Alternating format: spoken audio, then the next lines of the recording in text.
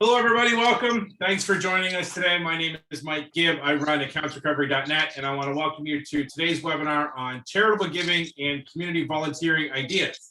Many collection agencies seek to take an active role in their communities and are frequently involved in charitable efforts. These undertakings help boost employee engagement, reinforce the importance of company culture, and counter the image and stigma often attached to companies in the accounts receivable management industry. Today in this webinar, which is being sponsored by TCN, we have a panel of executives from across the ARM industry here to share their perspectives on how they built their charitable and community service operations while providing ideas to help others be more involved.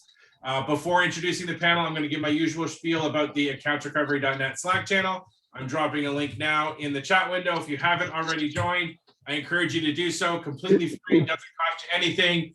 We're up about 600 members now who are using the channel to stay involved and engaged and communicate with one another. So I encourage everybody to sign up if they haven't done so already. Now let me introduce you to today's panelists. Jeff DiMatteo is founder and partner at American Profit Recovery with locations in Massachusetts and Michigan. Jeff's a longtime industry advocate, currently serving as president of the New England Collectors Association and chairman of ACA International's Unit and State Affairs Committee. Jeff is actively engaged in state and federal legislation lobbying while promoting financial literacy and debt collection done right. Jeff's been an expert guest on Fox News and other media outlets over the years and has shared his experience with other agencies about how to proactively use social media and other PR tools to promote the positive aspects of the collection industry. Every organization needs a champion, and for ERC, that person is Kim Howell. She has a knack for recognizing and investing in talent when she sees it. From experience, which began in an agency herself nearly 25 years ago, Kim is keenly aware that talented people need more than cheering on. They need someone to spark and ignite their passion, determination, and success. That's why she makes it her mission to empower every employee she supports, setting them up to be successful both now and in the future. Kim embraces the vital role of advisor and consultant to the leadership team, but is also able to roll up her sleeves and execute solutions. Her focus is to optimize people-centered activities to ensure these efforts support the company's growth and bottom line while staying committed to ERC's community and social responsibility. Ken Peck has more than 20 years of experience in credit collections and call center industry on both the first and third-party side. He has direct knowledge of managing municipal debt, public sector debt, utilities, medical, student loans, cable, telco, dormant judgments, PDL, and tolling. He has demonstrated a record of exceeding profitability goals, turning around underperforming units, and driving an increased revenue for clients. He prides himself on both developing men and women to become not just professionals, but future leaders. Regina Weir is the Chief Personnel Officer at MRS BPO, responsible for all employee-related functions for the 600 plus employees, managing all tasks of the HR department, which includes, but is not limited to, public relations, charitable events, volunteer activities within the community, and more. She has 30 years of HR experience in the financial services industry and has spent nearly 20 of those at MRS. Our format, as usual, is going to be a panel discussion. We encourage everybody to submit questions, and we'll get them during the course of our conversation today. You can submit a question in one of two ways, either by sending it in through the Q&A tab on your Zoom webinar control panel or by dropping it into the chat window. All right.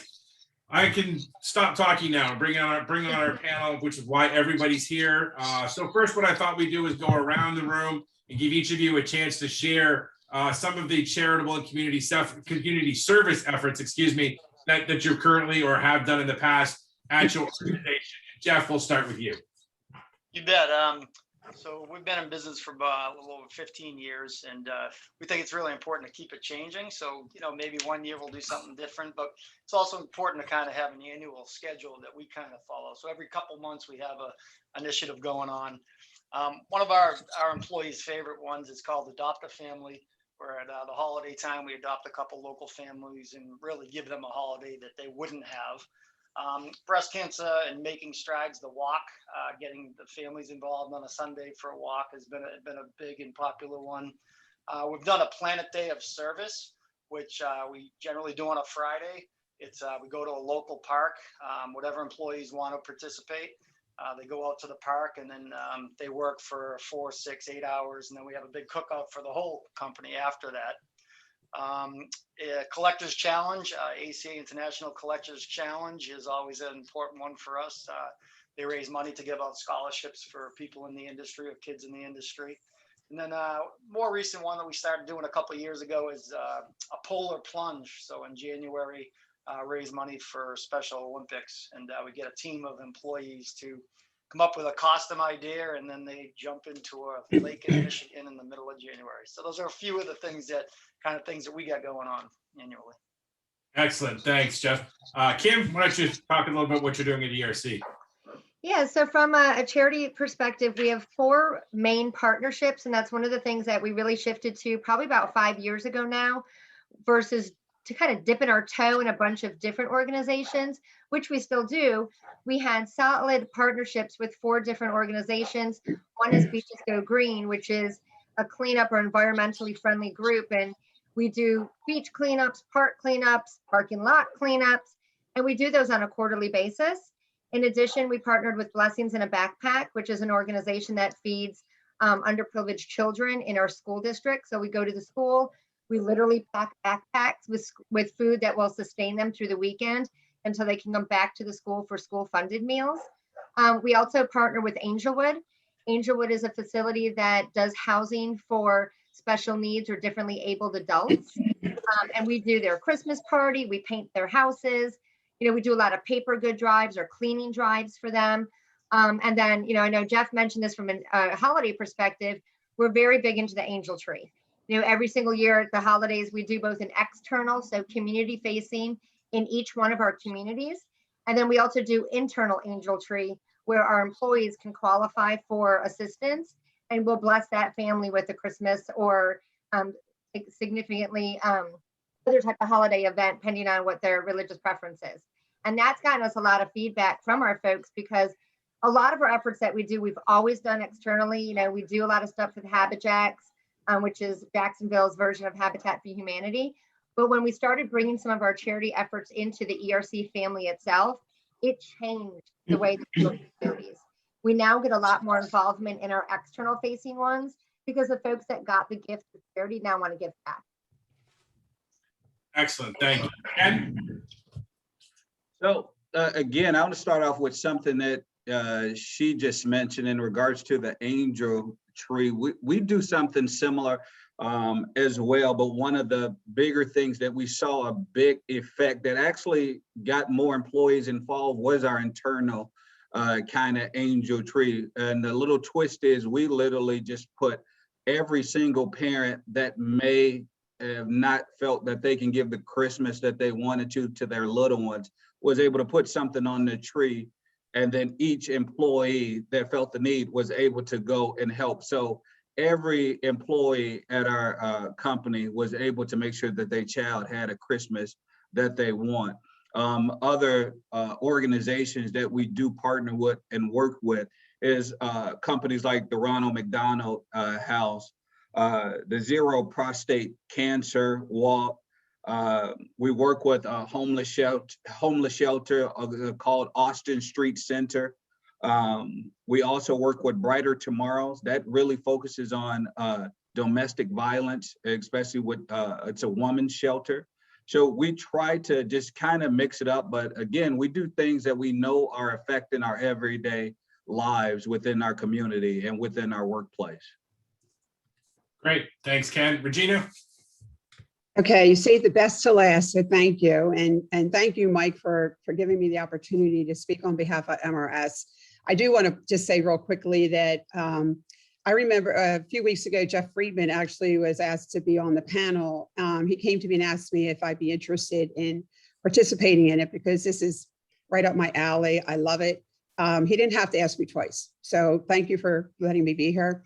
And I'll tell you, at the financial industry, we're doing great because Kim and Jeff, we share some of your same philanthropists. I'll start with a long list that we've had. I've been with the company 18 years. Our biggest philanthropy, our first one was the Make-A-Wish Foundation, and we did that for about 5 to 6 years, up through about 2008 or 9. We also do the Salvation Army, which is the Toys for Tots. So we donate well over 200 gifts. Same thing that Ken was indicating. We put the sticker on the tree, and the employees just gravitate to it. It's awesome to see, agents, they're coming into work to do a tough job, and they wear their heart on their sleeves when we start off with initiating some type of a fundraiser when it comes to children and or community events. So from Make-A-Wish Foundation to Salvation Army, Toys for Tots, Red Cross, blood banks. We sponsor food banks, national food banks. We do that pretty much seasonally around the holidays. But I'm going to share something with you we did that was a little different this past year due to the pandemic. We did something a little bit different. But food banks is a big one. Ronald McDonald has, same as you can, every Easter, our RVP in Ohio, our Ohio office dresses up in an Easter bunny, 25 to 30 Easter baskets. They go in and they donate and they share the food, the fun with the patients there. One big philanthropy for us, it started about 6 years ago, American Cancer Society. We specialize and zero in on breast cancer awareness. The majority of our workforce is female. Some of our employees have been impacted by this, as HR sees on not a regular basis, but we deal with them when they're going through their treatments. So we felt this was the best one to go with. And to date, we've raised over $80,000 toward the organization, and that's coming from call center personnel. So we're real excited about that. Volunteering events that we do, like I said, the local food banks. But one thing we did different this year, and it came from one of the co-CEOs, Jeff Freeman, very much an advocate for our employees getting involved in the community. We created what was called I want to call it a MRS outreach program. We had to be careful with the verbiage, as I'm sure Kim will agree to, outreach program. And what we did was we asked the employees to pick a charitable event at some establishment in our community that's maybe underdeveloped, where we can initiate some positive initiatives to them and really make a difference in their world. So we elected the food bank. So our office in Ohio, the one in Florida, Alabama, and mainly the one, our corporate office is in Cherry Hill. So we not only created a campaign online it was the Camden County Food Bank, South Jersey Food Bank. We raised over $10,000, but it didn't stop there.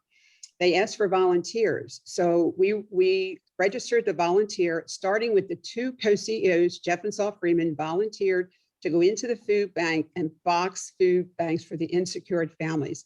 That followed with members of the executive team and trickled all the way down to the staff. So awesome response from not only the executive team, it starts at the top. And I'm fortunate to be a member of the team. It trickled all the way down to the staff. So we're really proud of them. And we're going to continue the outreach program this season, coming this summer. Similar, one of you said it, the Habitat for Humanity. We partnered with an organization where we're going to go in, we're volunteering our time now that they've opened up the outdoor capacity. You can go into these new renovated homes. We're painting homes, we're doing landscaping, we're planting trees. So that's happening this summer. So we're all really excited about that. That's going to happen. And one thing I want to point out, you're going to be sorry you invited me. I'm not going to stop talking because I'm going to keep going on and on. But Mike, you had said yesterday, I watched your webinar with regards to hiring, and that's been a challenge for all in our industry. And even it's been an epidemic across this country. We actually partnered with, it's called Tunnel to Towers. I don't know if you've heard of it. It's a veteran organization where they build homes mortgage-free for catastrophic disabilities that veterans have. So we partnered with them. For every veteran we're going to hire, we're going to donate a monetary amount each month they're working for us. So we're hoping to get at least 20 to 30 or even more. So not only are we contributing to the cost of building their homes that fit each one of their casualty needs, but we're also getting a great employee to work in our call center. So wanted to share all that with you. Thank you. Wow, that's a lot. And this from all of you, that's a great list of charities and community service operations. Let's talk a little bit about how each of you come to pick a charity or a community service, because there are sort of some specific ideas and some specific charities that you're supporting. Where do sort of these ideas come from? Let's talk about that for a little bit. And maybe Kim, you can kick us off this time. Yeah, absolutely. And that's kind of twofold, right? One is for our brick and mortar sites, we look first at establishments within our geo, right? what's the prevalent or most needy. It kind of depends on the vibe. And what I mean by the vibe is the second thing we do is we survey our folks. What's their interest? What are they most passionate about? Where's their heartstrings pulled for? Right. And that's really important, because what we've noticed is, we've sat there in our ivory towers as an executive team and said, what charity should we support? And then we host an event and the only people that showed up was the executives. So we really felt it was important to get the pulse of our people. What's important to them? What do they want us to represent? And although we have our 4 main partnerships, the things that we do on a monthly basis, we're able to really dial into all the different interests of our staff. And even with the whole work at home, work from home environment, we were still able to do a lot throughout COVID, because if we were doing a beach cleanup, it's find a park in your local area, clean up a parking lot, go to your local community center, like do whatever you need to do, snap a picture, send it to us so that we know you participated. And we were able to do that with, some of the shelters that we couldn't get in there and serve food or make cookies at the holiday time because of COVID. But we still could do our typical charity drives. So we payroll deducted some funds for anyone that wanted to contribute. We were able to do some shopping, sealed containers, and deliver those. One of the big things that folks wanted throughout all of COVID was childcare assistance, tutoring assistance, the stuff that stay-at-home parents really couldn't give their kids as they were trying to figure out how to be the teacher and the parent and still the working professional. So we did a lot of virtual tutor assistance where we could help some of these working parents, which by giving, quite frankly, their kids a babysitter throughout the day, but also a tutor. So that's really the best advice that I could get everyone is ask your folks. One of the things that we try to do in all of our hosted events where we're actually going someplace is ensuring that there's an executive sponsor, meaning somebody that holds a VP or higher position within our organization, so that they're getting some stickiness, that this isn't just something we do for the people, but it's something that the executives stand behind too. Mm-hmm. Yeah, and I guess I can kind of go. So one of the things too that we do that is big is we get the employees involved in regards to, because that's the big thing, what they feel, what's going on, what's the pulse, because sometimes we become, as executives, we become busy and a little too far into the clouds to where we may not be necessarily connected. I purposely spend a lot of time in underserved communities just because that's how I was raised. That's where I came from. So again, I like to be a part, but I also want to get the feedback from the employees. So when we're kind of making the decisions, we focus on what events are really are pain points for each and every one of them. And then we let them decide. And then we start to go into that direction. And there is one that is an exception, but it does affect, a lot of individuals. And that's the charity for prostate cancer. That's something that's very close to my heart because I lost my dad to that. So that's one of the charities that I don't want to say that we force down there, but we really focus on making sure that individuals know that it's not just prostate cancer, it's cancer is something that we have to take serious. But we really do sit down as a team and just kind of go over what do we want to focus on this year or this quarter, to make that kind of decision on which way we go with making sure that we're giving back. And there really are so many opportunities to give back and do the work and donate money and Kim and Ken both said, it starts with the employees, right? Getting feedback from them starts with an idea. And then you need to say, all right, are we going to get a lot of involvement? Are there going to be a lot of employees that are backing this? And will they get people involved? And then are we going to be able to make a difference? Are we going to be able to raise enough money to make a difference for that charity? So those are a couple ideas on when you're deciding what to do. We started something many years back where we kind of branded it as APR Summer Charities of Choice. So all summer long, we'll do little activities throughout the summer. We used to do casual and things like that when we're in the office. And we would raise money for 3 months, and we would let the employees dictate where the money was going. So we would let all the employees nominate any charity that they wanted the money to go to. And then at the end of the summer, we'd say, all right, here are all the charities we're going to give to. Maybe it's 10 or 15 or 20 charities, and they might get $200 or $150 each or whatever we got to raise that year. But a lot of these small charities, every little cent helps. So that's one of our biggest, and I think the employees appreciate being able to pick one, and then we'll say, all right, they're included, and we're going to donate for you. Yeah, absolutely. The more they're involved, the more you'll get commitment from them. And we normally, in our organization, I normally chair the committee, but I let the employees, the workforce, run it. So I'm a point person. I'm there, especially for the outreach program that we have in play. They do all the legwork. They come back and they ask me for, whether it's monetary, marketing signs, whatever they need. And, I go to the executive team for approval. But I agree with all of you, Kim, Ken, and Jeff. You got to get the people involved, and it's the pulse of the people. They determine what it is. In our organization, we have, if somebody has an idea, we have a myriad of ways employees can make recommendations or suggestions. It's not a suggestion box. It's actually an auto tool.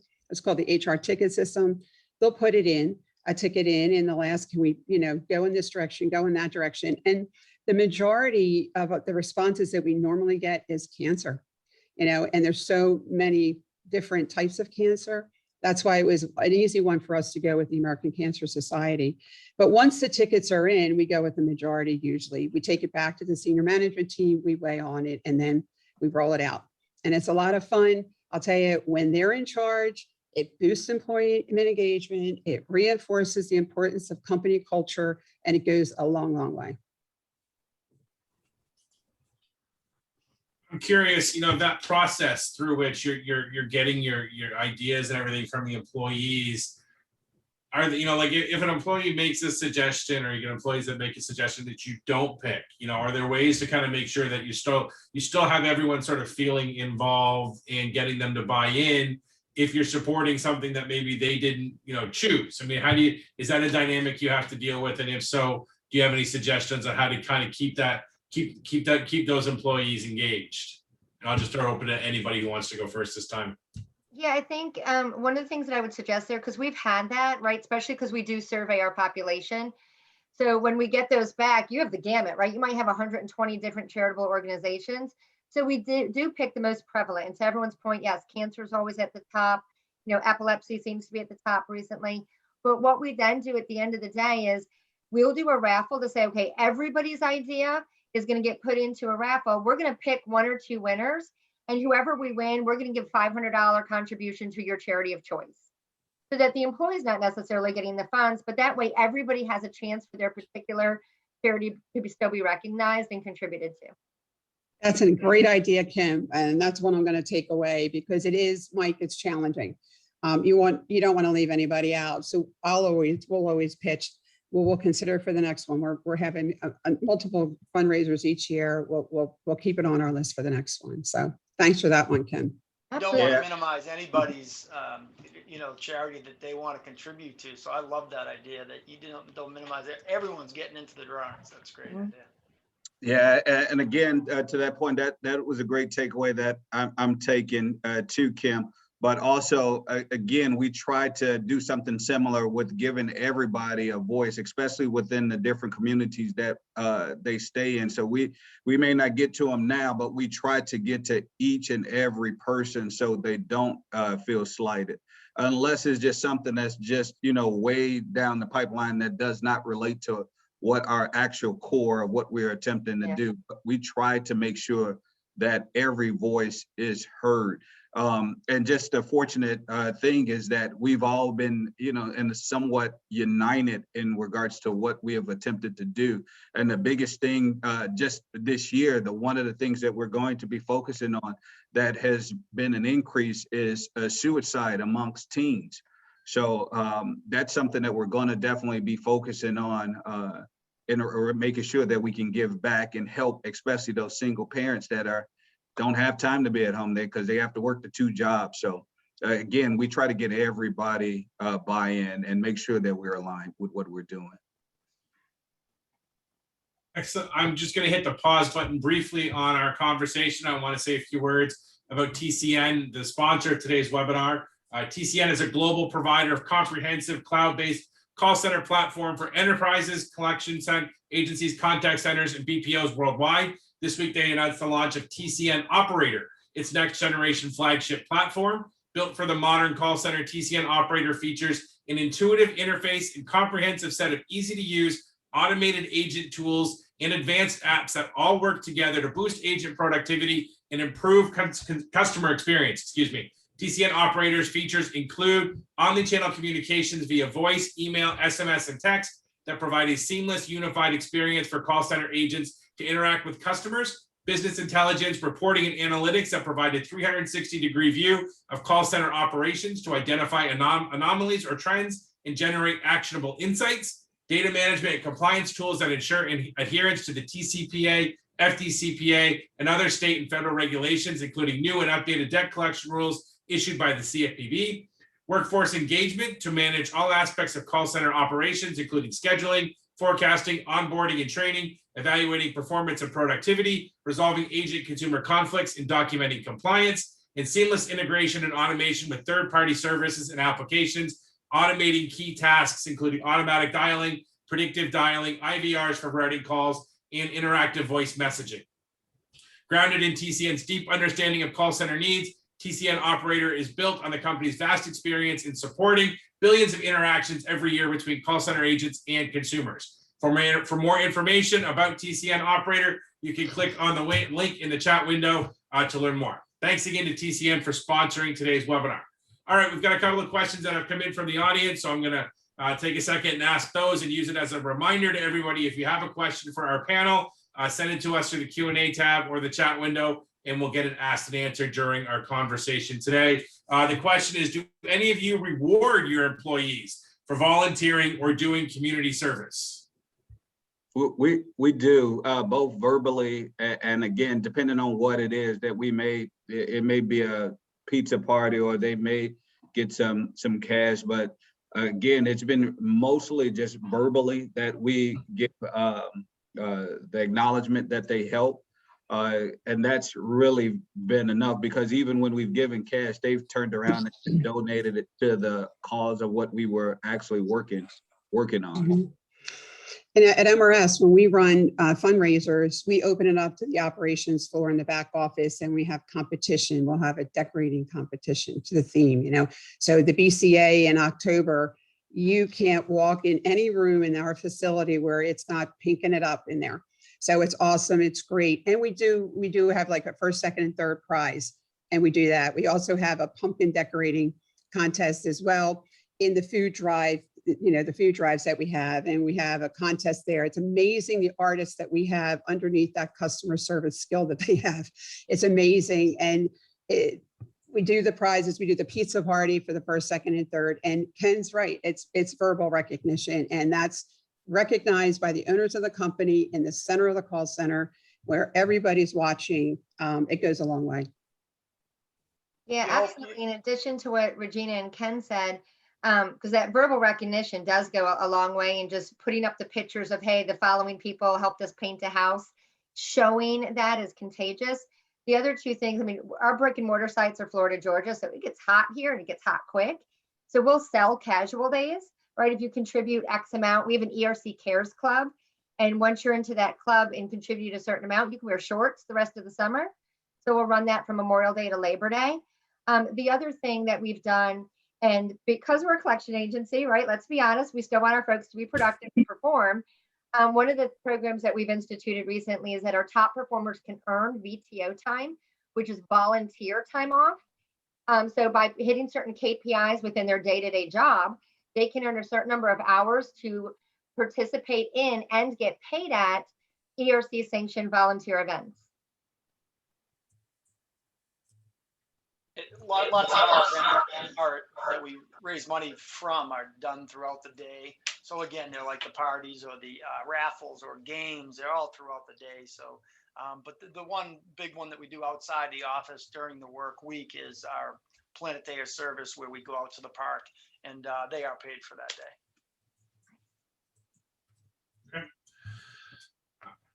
we've got the list of the different charities that everybody's working with. We've talked about how you come up with those ideas. Let's spend a little time talking about why you do it. Obviously, everyone could probably guess why, but I'd like to hear, some of the ideas that, how you got started, why you're doing this, what you're sort of ultimately looking for as maybe the benefit or the objective of all of the different community service work you're doing. And maybe Regina, you can kick us off on this part of the discussion. Sure.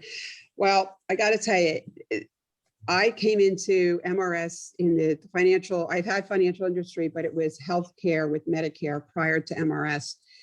When I started, and I shared this with Saul and Jeff Friedman, people would ask me, where do you work? Where's your new job at? And I would say, oh, financial service company. I never said a collection agency. It wasn't until after the first year I said a wonderful collection agency, because I got to tell you, we got to brand our business in the community. Collection call centers have a stigma to it. We all know that. And I believe branding it in the community goes a long way. And we'll continue to do it. Yeah, I think the other reason there is, Mike, to your point, because it's the right thing to do is the obvious answer.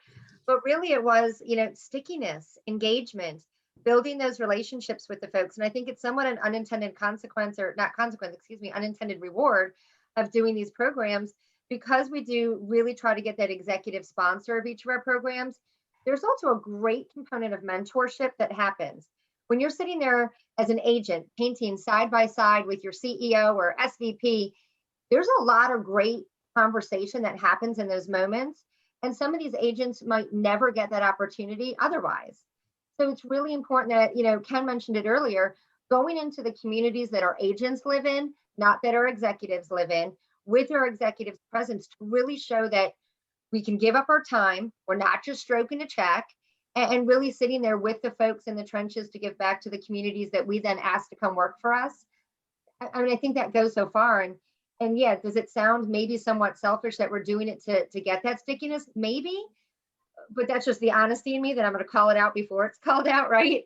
But I think even as an executive, having sat there side by side with folks, I learned so much about what's going on the vibe of my floor and what our folks really need from us from an HR perspective, whether it's in programs, EAP, whatever the case may be, because that's the most unguarded time that folks are going to talk. It's while you're cleaning up a beach.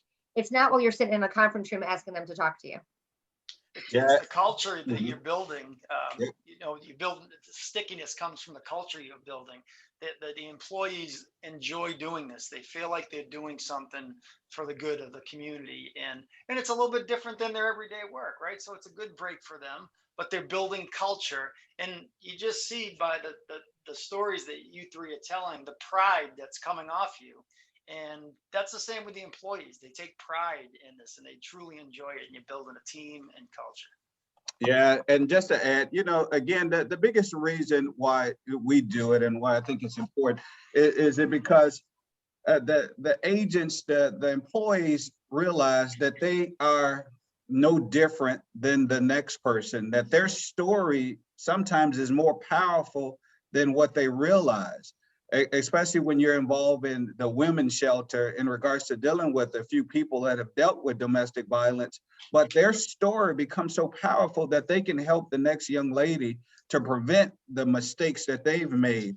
So it becomes an experience of them actually being the mentor to the person who's actually going through the storm at that time. And even with the cancer, or, even with myself, with dealing with my dad, the stories of, hey, how I'm able to help with, hey, how you can prevent this from moving further, and educating when you're out there speaking. So it becomes a powerful method because, again, you get out of your comfort zone and you're able to see the world that's out there, to see the differences, to see that the window is clear. But again, we all see it totally different, and it gives us the opportunity to see what it is that the other person sees. What do you do with the people, the employees who really aren't that committed to helping, or aren't really that interested in volunteering or participating? Do you leave, do you let them do that, or is there a way to try and convince them? How do you deal with that dynamic in an office? I don't think there's any convincing. Mhm. Go ahead, Jen. Oh, no. I feel that there's no, in my opinion, I don't try to convince, I don't try to finagle them to do something until, and again, it's an old poem, and I won't go through the whole poem, but it was about the priest in, in World War II, he didn't help because he wasn't a socialist. And then finally, he was the last one left and they came for him and there was no one left to speak for him. And that's kind of the same that goes with the individuals, that they have to see the change that it's actually created. And a lot of times when it's almost like anything, a child or anyone, when you don't pay them attention, they start to become a little bit more curious and want to be involved by the moment that you are starting to, oh, okay, no, that's okay, enjoy your day. Because here we do allow them during the work hours, they get paid for that volunteer time. So when they're going out, it's still it's service that they're working. So again, it's an honor for them to be able to do that. So we try not to manipulate or try to force the agents to do something that they may not feel comfortable with. And you don't have to if you do enough different things. Like not every employee is going to want to jump in a lake in Michigan in January, right? But maybe they like trivia, so we have trivia contests. Maybe they like a putting contest that we do, or maybe they enjoy going out and landscaping the park. I think if you have a variety of initiatives, then just about everybody will get involved. And I think too, to Jeff's point, it's not just the variety, which is so important, but also the ease of contribution, right? If you have this variety of things to do and a variety of ways to have impact, you're going to get a ton of people, right? Folks may not be able to go on a Saturday, but they might be able to give you $20 for supplies for what you need on Saturday. We might be doing a clothing drive and people can drop off clothing all the time, but they might not be able to go and actually set up the tables and hand it out to, to the family members that need that clothing. So I think finding all the different ways you can contribute, so it's not always a time investment. I think that's sometimes where we have the biggest opportunity is getting the time investment. Bring something in, donate money, hang up flyers for us, or do you have a friend in the printing business that would do it for us? Finding all the different ways to be part of the charity, I think, is also very key. When you make it easy, like one little thing that we did when we started offering it coming out of their paycheck instead of asking them for a $20 bill, it changed all the time. Right? It was so easy. So just a little tip. I'll tell you, we have our dress code in all our locations is business casual. So if you give the employees an opportunity to wear jeans, dress down every day, they're going to jump on it. So we did just that. We start in January.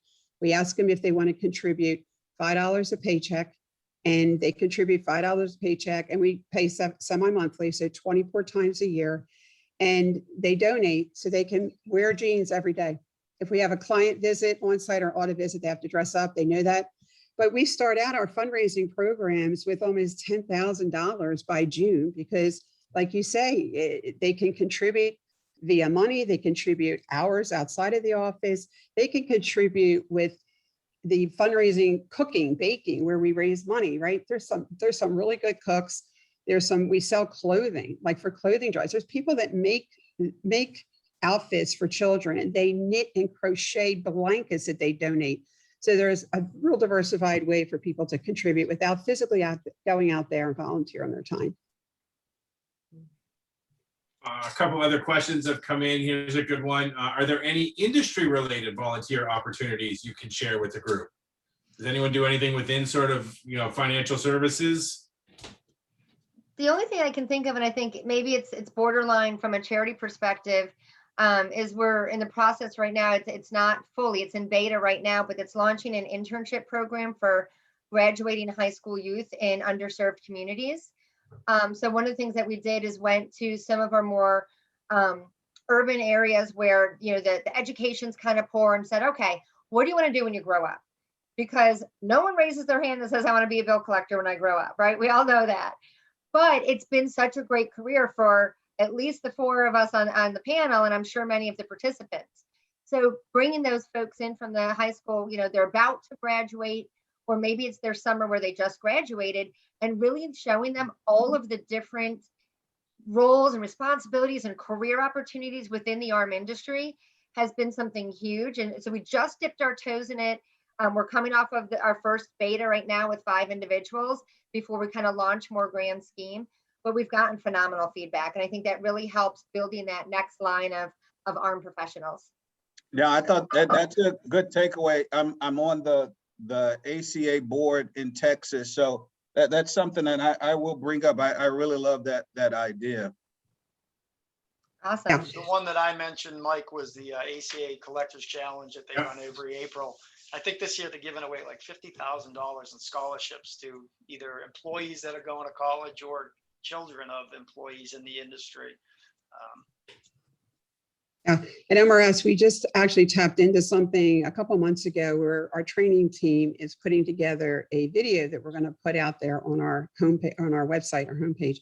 And it's basically explaining some ways to start out, especially to high school students that are graduating and college students, how to manage your finances. They really don't teach you that. We're looking to partner with some local colleges, community colleges, to step in there and assist toward the end of their career, just as they're coming out to look for employment opportunities. I would say come May, June. So we're just getting started with that. So it's nice to hear that a lot of you already have invested in that, and I think MRS is right behind you. Another question from the audience: do you include family members, or are only employees allowed to participate? I guess it really depends on what the event is. So like with the Zero Prostate Cancer, it's a walk. So my entire family comes out because, again, it's, we're celebrating the life of my dad. So we literally have on shirts that would have his name on. So it really depends on what the event is and if they would even allow it. So like Ronald McDonald, we can't bring family. It's going to be just the employees. So it really just depends. Yeah, same for us. And one of the things that we try to do, and it sounds like a lot of you guys do this as well, is finding events where you can bring the family, right? There's obviously on-site ones we really can't do to security reasons. But for example, one of our favorite charity events that we do is the laying of the flags at the Veterans Memorial Cemetery every Memorial Day. And we invite all the family. I mean, I personally pull my 2 kids out of school to do it because I think it's a valuable lesson and I think it's needed, right, to give back. So I think it's really important for anyone who's building this type of a program within their organization to look for the stuff that family can be included, right? Especially everyone works 40 hours a week. Most of us on this call probably work 50 or 60. So finding those times that can be family, work, and charity all in one, I think is uber important. Mm-hmm. I like it when I have questions that I'm going to ask you, but somebody from the audience asks that as well. And that question is: how do you market, advertise, or promote your charitable efforts to the community, or do you prefer your efforts be silent? Well, I'll take that, Mike. I'll take that one. I am all for telling your story, because if we don't tell our story as a collection agency, somebody else will. So if we're doing good in the community, absolutely, because all the players, the media, the legislators, the attorney generals, our clients, potential employees, people looking for a job, they want to see what your company's up to. So put it on your website. We have a page on our website, what charities we do. We have videos, we have blogs. One of the most, I think, the biggest bang for the buck is when you have an employee write a blog about a charity that they were involved in. Again, you see the pride on these faces here, but the pride of the employees comes through on those blogs. I agree, Jeff. We're doing that too. We're in the process right now of updating our website. And I just had to do something similar on a podcast. They videotaped it. And that's going out on our website in a couple of weeks. And that was for charitable events, similar to what we're doing right now. And you're right, talk about it. We got to talk it up and advertise on social media, direct them to our website. It's marketing us, and we're not afraid to tell our story either. Yeah. And again, the more that we do, the more that our name gets out there in regards to, because when you do still say collections, we still are the big boogeyman, not understanding how much we actually help the economy in the United States. So with you're having the ability to give back within the community, they start to talk about it. It starts to educate them on what it is we do and why we do. And it just makes it easier as we spread that ability to give back throughout the communities. I think our industry is changing, right, you guys? I think the customer experience, the compliance, Yep. it's out there now. I think it has really done a 180-degree turn, and I feel our team is always right behind it. We do a great job. Kelly Fioli is our, you probably all know her. She's been on a couple of webinars, but Kelly says, you know, our employees listen to the customers. We listen. We help them, you know, plan, resolve their financial debt. We're not that strong arm, you know, cold calling and trying to collect. The empathy is out there, the compliance is out there, the control. It's awesome, and I think it's changed a lot. But we still have to continue to market it. Great. We have customer service reps resolving debt now. No longer bill collectors. Yep. Another question from the audience. Do any of you have programs where you match employee donations on a dollar for dollar basis up to a certain amount? And if so, can you talk about how those work? Yeah, from our perspective, any employee contributed dollar is matched dollar for dollar. So it's one of those things, right? If you want buying, you got to have skin in the game. So, and not every company has the ability to do that. So I say that acknowledging such, but if you can, you do get a lot of stickiness from your contribution. If you say, we'll match every dollar you guys put in. And we've been able to raise a lot of funds in doing that because, you know, when you look at that, hey, our employees raised $2,500, which gave $5,000 to feed kids in schools. That goes so far. The people get more excited so that the next time you're asking for $1, they're given 2. Yeah. And the next time they're given 3. And you're able to stretch those dollars further and further. So yeah, absolutely. What we do is we set high goals. Okay, I'll start the campaign and I'll say, well, we're looking to raise $40,000. And I'll go to our CFO, Jim Kerm, and say, will you put in the supplement if we don't get to that goal? So we may contribute, we may raise 25, 30, but the company always adds the additional to get us to the threshold we were campaigning to get to. So I'm proud to say we always hit our goals with full support from the back end. So try to have skin in the game, again, depending on what the charity is or what activity we're doing. Like one, for instance, we do an NCAA pool, and it's a 50-50. So however much money gets contributed, the winner of the pool gets 50% of that, and then we go ahead and match that amount. So the whole amount is going to the charity. Okay. Curious.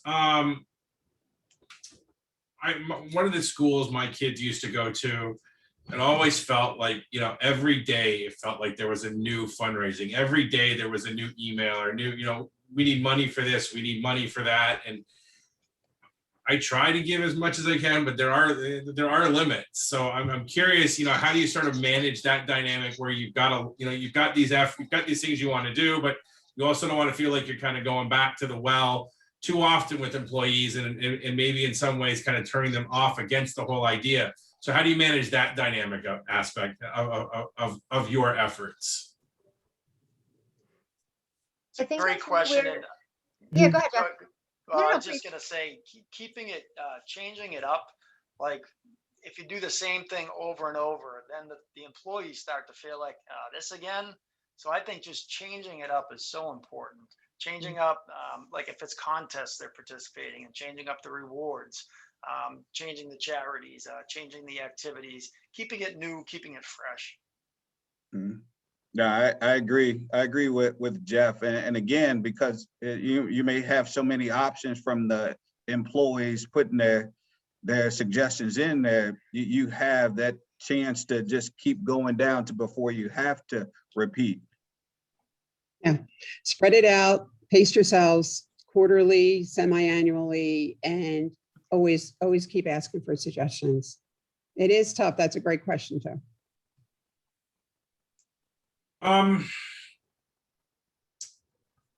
we've got a different mix of sort of, executive job types here today. And each of you are doing your own thing in terms of managing or helping manage your company's community service or charitable organization or efforts, excuse me. Who should be in charge? Should it always be the person who's in charge of HR? Should it be, somebody else? How do you sort of determine who actually kind of oversees all of this, or at the end of the day, does that not necessarily matter as much as I think it might? Yeah, so as far as who should be in charge, my answer is the people, period.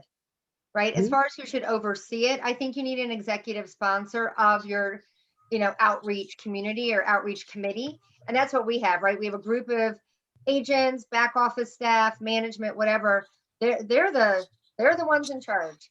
But we do have an executive sponsor that's over that group. They're the ones that manage the budget, the scheduling, what makes sense, and so on and so forth. So I think it really needs to be a little bit of both and kind of attacking from both angles. At the end of the day, the people are always in charge.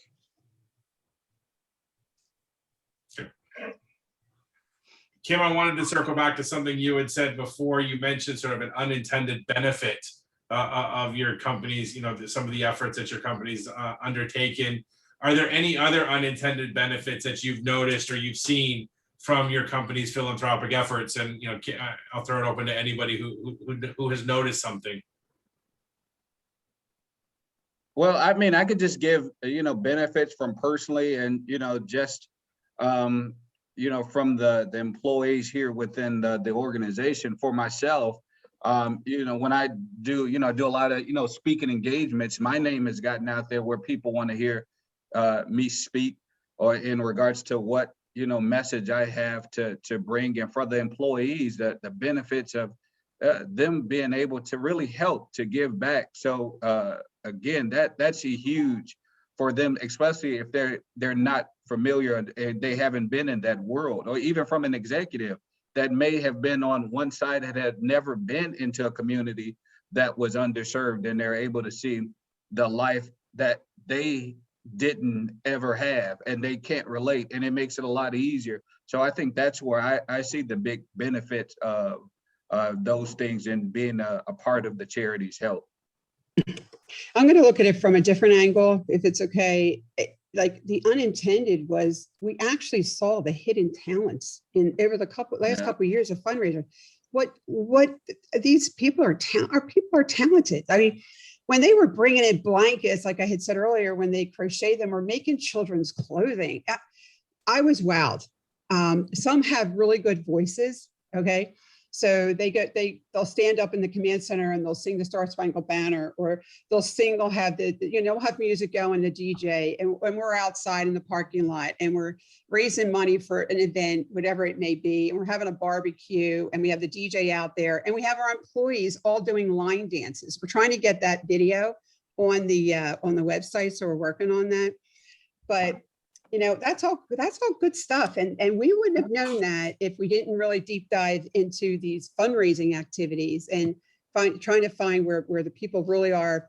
They have a talent we don't know about, because they really can't portray that in a call center, in calling and dialing in their cubicle, right?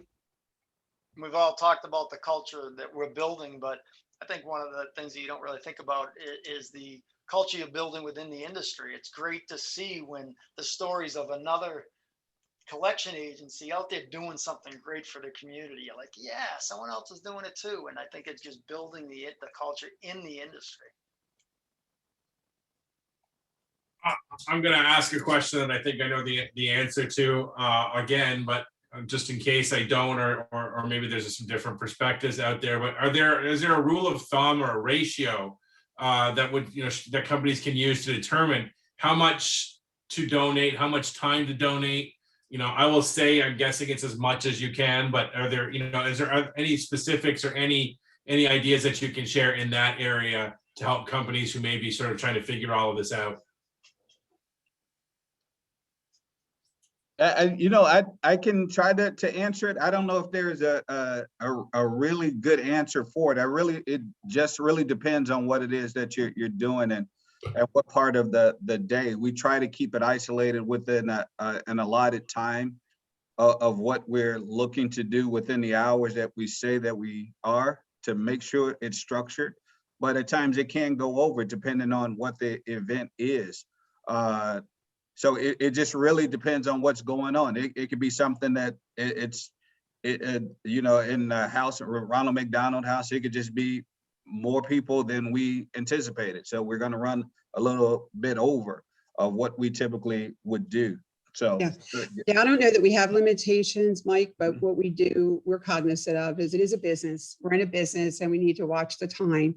The events that we take place are normally not in the hot hours of the collection timeframe. And we kind of work around that. But as far as limits, there's no limit where we're concerned.